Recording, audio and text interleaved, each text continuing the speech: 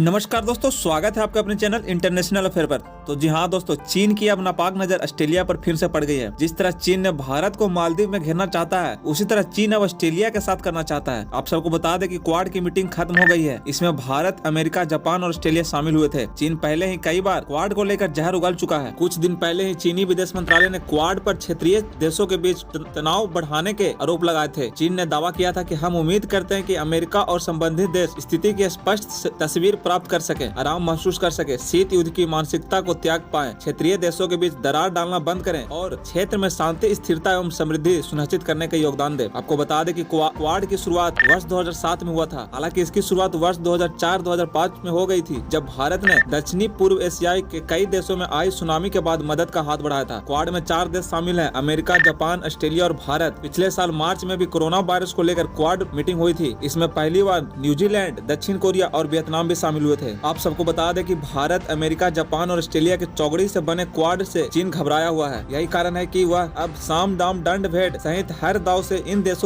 देशों में अस्थिरता पैदा करने की कोशिश कर रहा है। हाल ही में खुलासा हुआ है कि चीनी जासूसी ऑस्ट्रेलियाई चुनाव में वामपंथी उम्मीदवारों को जिताने के लिए साजिश रच रहे थे। इन उम्मीदवारों को फंडिंग करने के लिए चीन ने बड़े पैमाने पर प्लान बनाया हुआ था, लेकिन समय रहते ऑस्ट्रेलियाई नेशनल फेडरेशन एजेंसी ने इस साजिश का पर्दाफाश कर दिया है। चीन और ऑस्ट्रेलिया में कई मुद्दों को लेकर तनाव चरम पर है। चीन ने शुरुआत में ऑस्ट्रेलियाई सामानों का बहिष्कार कर दबाव बनाने की कोशिश की थी, पर मामला बनता न देखकर उसने चुनाव में खुद के चहेते नेता को जिताने की कोशिश की। चीनी मुखपत्र ग्लोबल टाइम्स ने तो ऑस्ट्रेलिया को अमेरिका का कुत्ता तक करार दिया है। आपको बता दें कि ऑस्ट्रेलिया में इस साल के मई में आम चुनाव होने वाले हैं। ऐसे में चीन की चाल चुनाव के दौरान अपने मोहरे को जिताने की थी। ऑस्ट्रेलियाई मीडिया रिपोर्ट में बताया गया है कि इस साजिश में एक ऑस्ट्रेलियाई बिजनेसमैन के मोहरे बनाया गया है। इस बिजनेसमैन के चीनी जासूसों के साथ मजबूत कनेक्शन था। उसने न्यू साउथ वेल्स में कुछ उम्मीदवारों से संसद में चीन के पक्ष में समर्थन करने के बदले फंडिंग करने का ऑफर दिया था। लेकिन इस साजिश का पता ऑस्ट्रेलियाई सिक्योरिटी इंटेलिजेंस ऑर्गेनाइजेशन को चल गया और उसने समय रहते प्लान को फेल कर दिया। ऑस्ट्रेलियाई खुफिया एजेंसी के प्रमुख माइक वेग्स ने एक बयान जारी कर लोगों से समुदाय विभाजन को रोकने की अपील की है। उन्होंने कहा है कि इसके पीछे विदेशी हस्तक्षेप का डर है। उन्होंने चुनाव में चीनी हस्तक्षेप के बारे में खुलकर सभी बातों तो नहीं बताई, पर इतना जरूर कहा कि निश्चित रूप से विदेशी हस्तक्षेप एक बड़ी चिंता है। उन्होंने कहा कि ऑस्ट्रेलियाई में एक मजबूत लोकतंत्र है और चुनाव में विदेशी हस्तक्षेप की निगरानी इलेक्ट्रॉनिक इंटीग्रिटी टास्क फोर्स के जरिए की जा रही है। इस टास्क फोर्स में ऑस्ट्रेलियाई चुनाव